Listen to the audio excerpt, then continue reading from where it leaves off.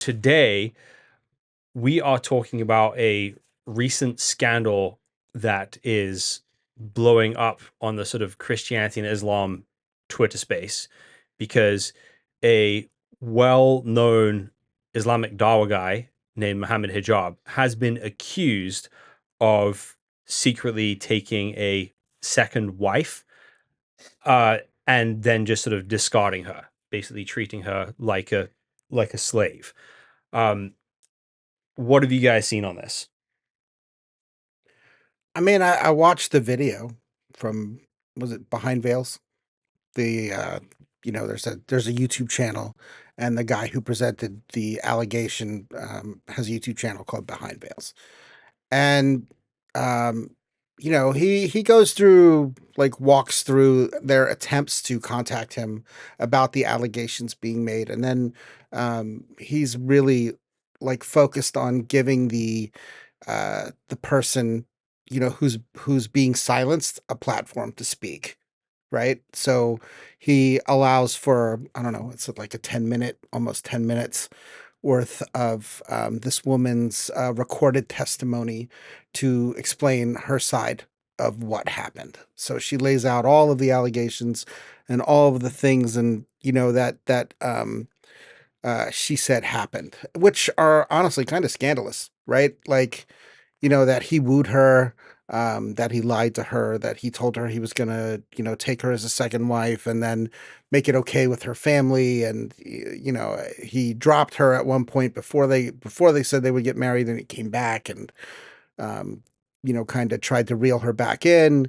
And then after, she looked at this man who's supposed to be this, like, titan, Islamic titan, as far as, like, his scholarly prowess and his wisdom and his integrity and all of these other things. And then, he changed the deal on her, right? He said, I'm I'm not going to pay, I'm not going to provide for you. You're essentially going to be what they call a hotel wife, right? Like, I'll meet up with you in a hotel every once in a while, um and that's it. So no explanation to her family. So she feels like the entire thing was very predatory, um, you know, and she obviously feels like she was the harmed party in all of it because it cost her, her opportunity to marry somebody else. Her integrity is being called into question, that kind of thing.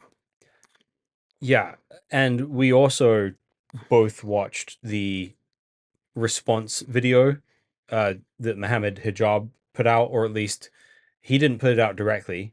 There was a new YouTube channel created exclusively for this sort of response video. It was just called False Accusations with a Response Video. So we all watched that as well. Yeah, And I think it's really important for us, whatever we're going to talk about today, that we are still in the mindset of all the facts have not come out yet. sure. So if this was a private, like, affair between people, uh, this would be a gossip situation. But the reality is, this is like blowing up. Yeah. This is something we want to help people think through biblically, and this is something that needs to be addressed. This is not happening in a corner. We're not blowing up something that Right, is right, happening right. quietly. Right. Which, It's a big deal in Islamic scholar space, and it's a big deal, becoming a big deal on X and social media I platforms, think YouTube and it's a stuff. scandal, right? So whenever there is a scandal and it comes to limelight, then it becomes a hot topic of the town. Essentially, it's gossiping. Well, I see is, you know, uh, we do not know every single fact about it. There is no legal proceeding has been processed, or there is no a verdict from the court or any legal documentation to prove the legitimacy of either the accusation or the defense, right? So I think it's because it's a hot topic. That's why we are talking about it, I right? mean, the whole thing kind of reminds me of, when I grew up in Trenton, New Jersey, right? So it's like not quite in the hood, but like one click from the hood. And it's just the whole thing reminds me of, like, hood drama, right? Like she said, and he was with this baby mama and all this other crazy stuff. And people, say he said, she said, and look, I got texts, I got receipts, and I got this, and everyone's got their own, and then everyone kind of breaks off and splinters off into, I'm gonna be with the accuser, I'm gonna be with the, Yeah, pick a side. right, you know what I mean? Like it just kind of splinters and turns factional and happens within, neighbors and families and all this other stuff. So Mm. just in the way of observing how this is developing, I don't want to diminish what they're going through and any pain that anyone's experiencing or whatever, right? It just, it seems like a very like a very clannish response, right? Like we're going to double down and protect our people, um, we're gonna speak up for the oppressed, you know what I mean? And everyone's got their reasons to kind of jump in front Yeah, of a and on top of that, I think it is a common knowledge that the world tends to side with innocent, which look innocent at least, given sure, in sure, this situation, the woman that is being offered or like given promises or mhm, whatnot, right, and without going into details yes, of like what exactly happened, we all sided with that woman for the reason that she is accusing hijab for whatever the things are. So sure, it's a natural tendency. It happens with every global dynamic, political dynamic, sure. even it's Palestine, Israel, or it's Bermuda, or in Vietnam, or wherever. So Mhm. that's a common thing in our human nature, I believe. So, one thing I will say, like weighing up the evidence here, reading his rebuttal on this, his rebuttal is doesn't seem to be this didn't happen. If he's actually saying this didn't happen at all, he should probably say that more clearly than he is, Right. because that was not clear from the response video. What the response video seems to be arguing from the evidence is that he said ahead of time these type of Misyar marriages are permissible, but this isn't going to be a good thing for you. You're not going to feel like you're treated equally. And it was trying to imply that she knew all that, like ahead of time. Mm-hmm. Just not seeming to imply that it didn't happen. It's seeming to imply that she knew what she was getting into and Mm-hmm. then regretted it. Like that seems to be what his argument is in the rebuttal video. You're on a pretty legit ground, if we're going back to Islamic theology or Islamic jurisprudence, these misyar is something that you can do. It's allowed, and if both parties agree, on certain set of rules, then I think as a third person, I personally think we can just comment on it without saying no, this is bad. But yeah, if we bring our principles, then it's a completely different story, right? Yeah. So there's lots of that. That seems to be what I can tell what the argument is over. It's not whether this happened or not. It's whether she was in on the situation ahead of time and regretted it later, or whether she was kind of blindsided with the situation. I mean, some of the vibe I got was first in the beginning of the rebuttal video, it starts to say like, oh, she's just a very deranged person who was like kind of stalking him and, obsessed with him and all this other stuff. And then it does kind of shift into, well, even if it was true, right? Look at how crazy she is. You know what I mean? There's a lot of deflection going on in the response. It's funny because it reminds me of like the tone of all of it reminds me of in like the Lord of the Rings movie Return of the King when they go to the Black Gate and there's this guy just like comes out of he's the guy with all teeth, right? And he's just speaking like so kind of with like an arrogance to it. You know what I mean? And that's the vibe I got like how dare they accuse us, right? Like look at how smart we are. Look at how Mm. like it took like a very diminishing tone to it, that it but I mean that's maybe that's production, maybe that's how it actually sounded, but that was just me. So the thing is, whether this turns out to be true or not, and to what degree it ends up being true, one thing you can't call Mohammed Hijab here would be a hypocrite, because he actively publicly advocates Oh for this gosh, kind of thing. yes, which is insane. Yeah. Right. So there's a podcast with Ali Dawa, some other men, and 3 or 4 Muslim women, where he's making the direct argument that if you take a second wife, you do not need to tell your first wife you're taking a second wife. That is pretty legit. And That's pretty legit. he's also making the argument that you don't actually have to treat your wives equally as long as they agree not to be treated equally beforehand. Okay, so there is a problem with this pretty phrase, right? Equal. We have to define equal. What does equal means? Yes, going to Islamic sources, Islam explicitly say that you have to provide for them equally, right? Give them food, shelter, all those things equally. But spending time loving someone more than the other, that is your it's on you. If you Mhm. like, for example, Muhammad openly said that I liked Aisha Mhm. more than other wives. Right. So it is evident from there. So I don't think that Mohammed Hijab was wrong when he made those comments. Of course, I completely disagree with what he Listen, says. I was listening to the back and forth, right? This is why I'm not a Muslim. This is exactly why I'm not a Muslim.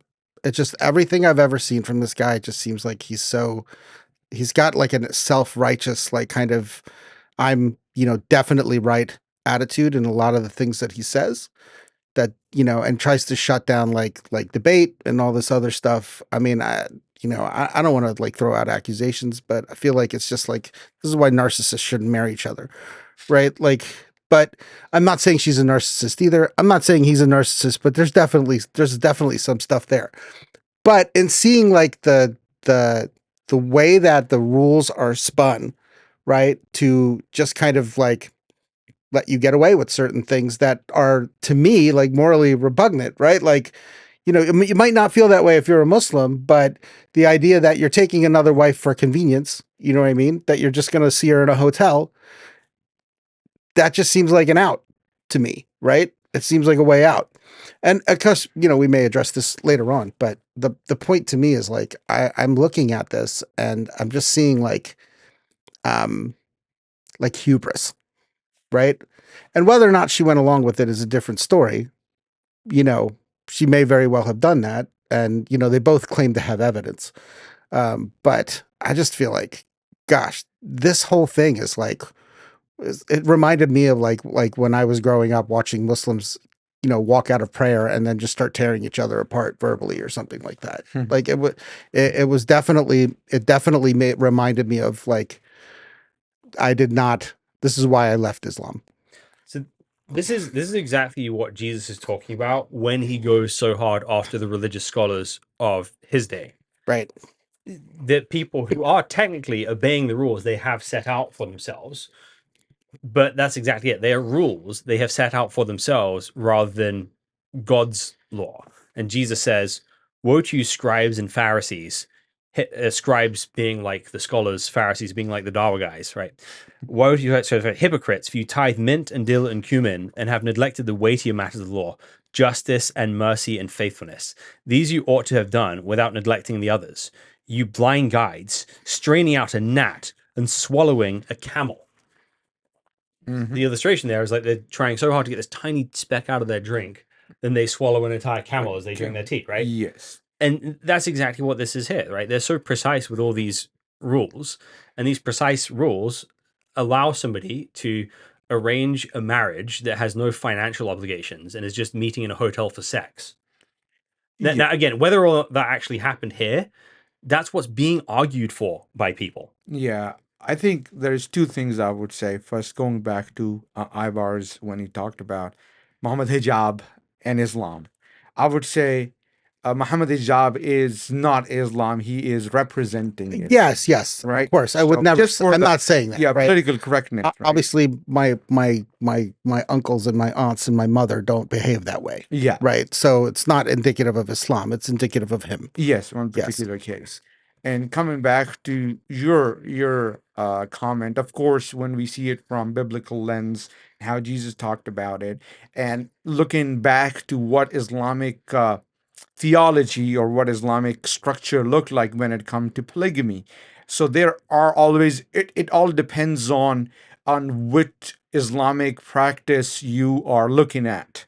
Right? In the United States, we heard a lot of scholars strongly disagree with this notion of like, no, no, no, you cannot take a second wife unless there is certain issues, right? That's the common practice. But if you go to Pakistan, the scenario is different. Go to Saudi Arabia, it's a completely different story. So I think the roots are there for sure, right? That gives you freedom because Muhammad himself, that's a sunnah. Sure. He married many multiple wives, and you can do that too. But that gives so much of freedom to people who can exploit on those things.